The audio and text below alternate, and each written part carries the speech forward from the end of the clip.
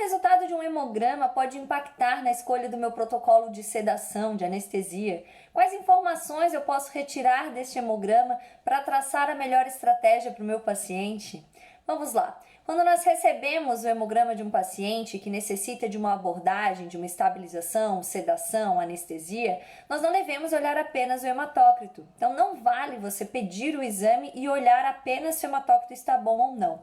Por quê? O hematócrito ele também pode estar mascarado por situações de desidratação, por exemplo. Você pode ter uma anemia e essa anemia estar mascarada a partir de uma desidratação. Então nós devemos levar em consideração o hematócrito, a quantidade de hemoglobina vai ser de extrema importância. Por quê? Para nós termos uma boa entrega de oxigênio, nós dependemos de níveis de hemoglobina suficientes, capacidade dessa hemoglobina estar saturada de oxigênio, nós dependemos de uma boa ventilação aqui para que exista realmente uma pressão arterial de oxigênio adequada, um conteúdo arterial adequado e, claro, dependemos do débito cardíaco e de toda uma hemodinâmica para entregar esse oxigênio.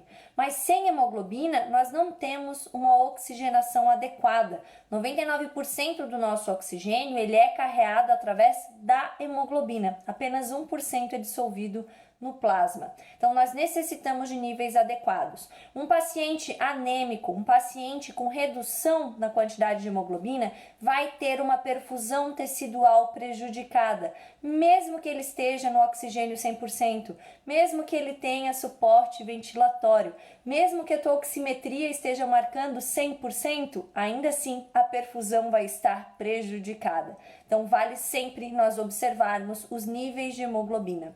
Além disso, quais são as outras informações que esse hemograma pode nos trazer? Contagem de plaquetas e quantidade de proteína plasmática total. Por que esses pontos também são importantes? Primeiro, um paciente que apresenta hipoproteinemia, redução dessas proteínas plasmáticas, é um paciente que vai necessitar de ajustes de doses, de redução de doses, ou pelo menos que você evite a utilização de doses de fármacos máxima. Por quê? Porque o fármaco, quando é administrado, uma parte dele cai em circulação para ser carreado de modo livre e o restante se liga às proteínas plasmáticas totais. E apenas essa quantidade de fármaco livre é que consegue realizar a sua distribuição, sair do seio venoso, sair da circulação e se distribuir para os demais tecidos e dessa maneira agir no seu sítio de ação, no sítio efetor. Okay? Quando nós temos redução na quantidade de proteína plasmática total, nós temos maior quantidade de fármaco livre em circulação e com isso um efeito maior, podendo aqui acrescentar, trazer para esse paciente mais efeitos colaterais, tá? Então, sempre que tiver hipoproteinemia, lembrar de não utilizar doses máximas ou reduzir as doses dos teus fármacos, principalmente aqueles fármacos que apresentam uma extensa ligação com proteínas plasmáticas totais, como é o caso de anti-inflamatórios não esteroidais, benzodiazepínicos, entre outros, certo? E a trombocitopenia? Trombocitopenia vai ser importante também para a anestesia em si?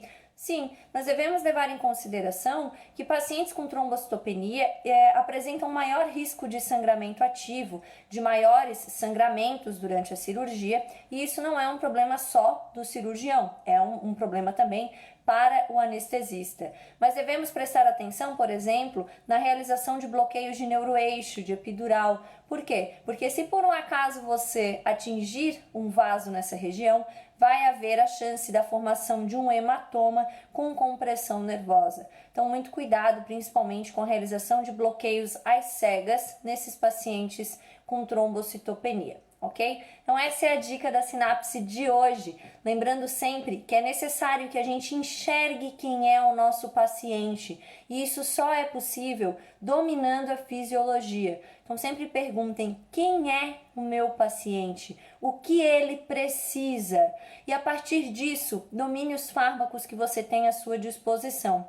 Pacientes que já têm menor hematócrito, menos hemoglobina, nós não devemos estar utilizando fármacos que fazem sequestro de células sanguíneas, como a cepromazina, a xilazina, o butorfanol, o propofol. Todos esses fármacos têm capacidade de reduzir o nosso hematócrito. muito.